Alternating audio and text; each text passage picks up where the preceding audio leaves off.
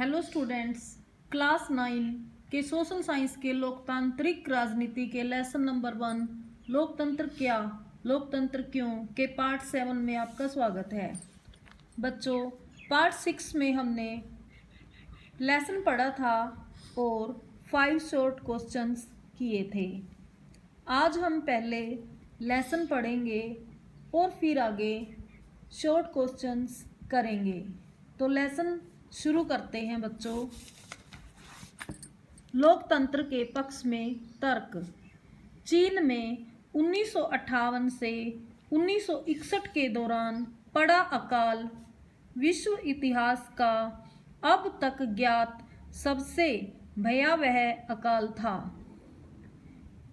इसमें करीब 3 करोड़ लोग भूख से मरे। उन दिनों भारत की आर्थिक स्थिति चीन से कोई बहुत अच्छी नहीं थी। फिर भी भारत में चीन के समान अकाल और भूखमरी की स्थिति नहीं आई। अर्थशास्त्रियों का मानना है कि ऐसा दोनों देशों की सरकारी नीतियों के अंतर के कारण हुआ। भारत में लोकतांत्रिक व्यवस्था होने से भारत सरकार ने खाद्य सुरक्षा के मामले में जिस तरह से काम किया है, वैसा करने की जरूरत चीनी सरकार ने महसूस नहीं की। अर्थशास्त्रियों का यह भी कहना है कि किसी भी स्वतंत्र और लोकतांत्रिक देश में कभी भी बड़ा अकाल और बड़ी संख्या में भूखमरी नहीं हुई है। अगर चीन में भी बहुदलीय चुनावी व्यवस्था होती, विपक्षी दल होता और सरकार की आलोचना कर सकने वाली स्वतंत्र मीडिया होती, तो इतने सारे लोग भूख से नहीं मर सकते थे। यह उदाहरण लोकतंत्र को सर्वश्रेष्ठ शासन पद्धति बताने वाली विशेषताओं में से एक को बहुत स्पष्ट ढंग से सामने लाता है। लोगों की जरूरत के अनुरूप आचरण करने के मामले में लोकतांत्रिक शासन प्रणाली किसी भी अन्य प्रणाली से बेहतर है। गैर लोकतांत्रिक सरकार लोगों की जरूरतों पर ध्यान दे भी सकती है और नहीं भी, और यह सब सरकार चलाने वालों की मर्जी पर निर्भर करेगा। अगर शासकों को कुछ करने की जरूरत नहीं लगती, तो उनको लोगों की इच्छा के अनुरूप काम करने की जरूरत नहीं है। पर लोकतंत्र में यह जरूरी है कि शासन करने वाले आम लोगों की जरूरतों पर तत्काल ध्यान दें। लोकतांत्रिक शासन पद्धति दूसरों से बेहतर है क्योंकि यह शासन का अधिक जवाबदेही वाला स्वरूप है। गैर लोकतांत्रिक सरकारों की तुलना में लोकतांत्रिक सरकारों के बेहतर फैसले करने का एक अन्य कारण भी है। लोकतंत्र का आधार व्यापक चर्चा और बहसें हैं। लोकतांत्रिक फैसले में हरदम ज़्यादा लोग शामिल होते हैं, चर्चा करके फैसले होते हैं, बैठकें होती हैं। अगर किसी एक मसले पर अनेक लोगों की सोच लगी हो, तो उसमें गलतियों की गुंजाइश कम से कम हो जाती है। इसमें कुछ ज़्यादा समय जरूर लगता है, लेकिन महत्वपूर्ण मसलों पर थोड़ा समय लेकर फैसले करने के अपने लाभ भी हैं। इससे ज़्यादा उग्र या गैर जिम्मेवार फैसले लेने की संभावना घटती है।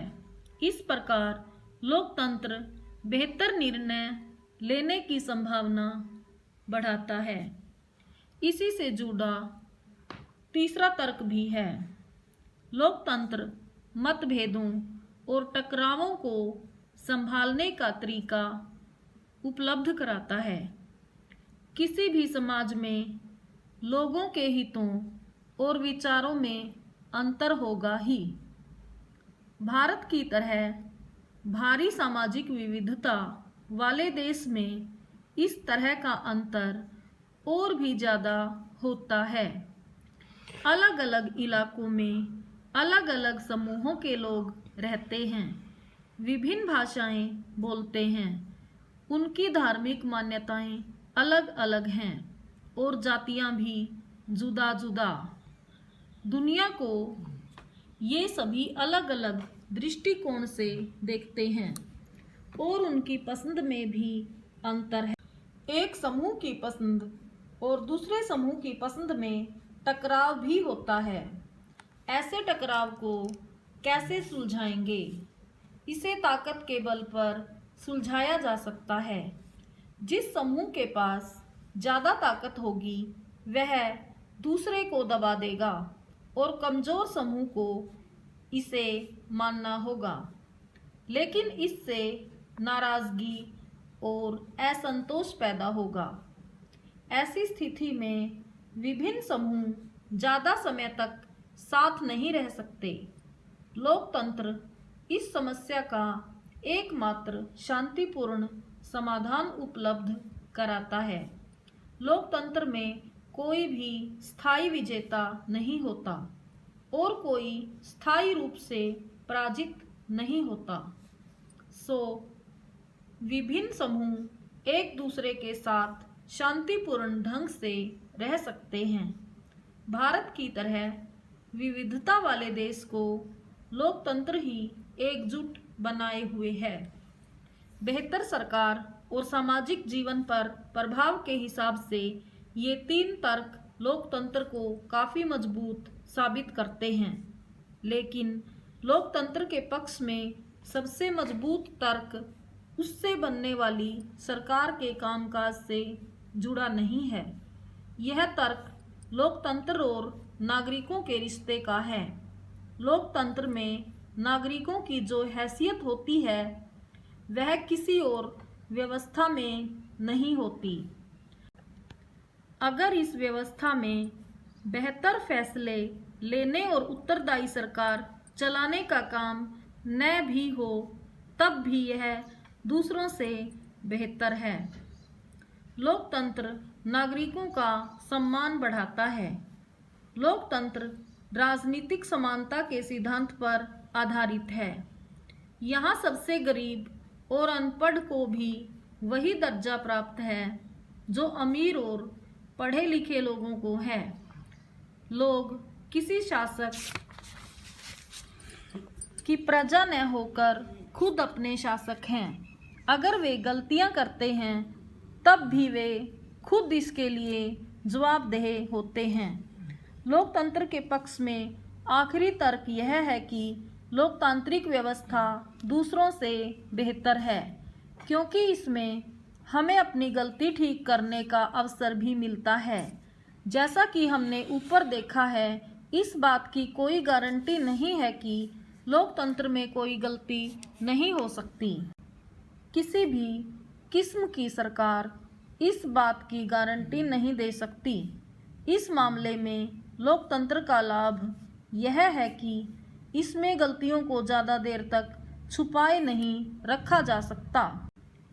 इन गलतियों पर सार्वजनिक चर्चा की गुंजाइश लोकतंत्र में है और फिर इनमें सुधार करने की गुंजाइश भी है। इसका मतलब यह कि या तो शासक समूह अपना फैसला बदले या शासक समूह को ही बदला जा सकता है। गैर लोकतांत्रिक सरकारों में ऐसा नहीं किया जा सकता। चलें अब इस चर्चा को समेटें।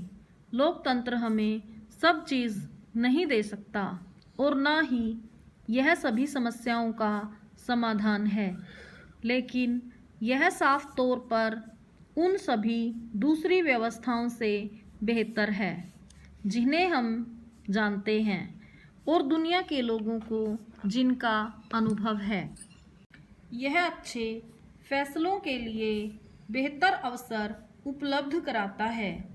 इसमें लोगों की इच्छाओं का सम्मान किए जाने की ज़्यादा संभावना है और इसमें अलग अलग तरह के लोग ज़्यादा बेहतर ढंग से साथ साथ रह सकते हैं। अगर यह इनमें से कुछ काम करने में असफल रहता है तब भी इसमें गलती सुधारने की संभावना है और इसमें सभी नागरिकों को ज़्यादा सम्मान मिलता है। इसी वजह से लोकतंत्र को सबसे अच्छी शासन व्यवस्था माना जाता है। राजेश और मुजफ्फर ने एक लेख पढ़ा। इसमें बताया गया था कि किसी भी लोकतांत्रिक देश ने दूसरे लोकतांत्रिक देश के साथ कभी लड़ाई नहीं छेड़ी है। लड़ाई तभी होती है जब कम से कम एक देश में गैर लोकतांत्रिक सरकार होती है। पर लेख पढ़ने के बाद राजेश ने कहा कि यह लोकतंत्र के पक्ष में कोई अच्छा तर्क नहीं है।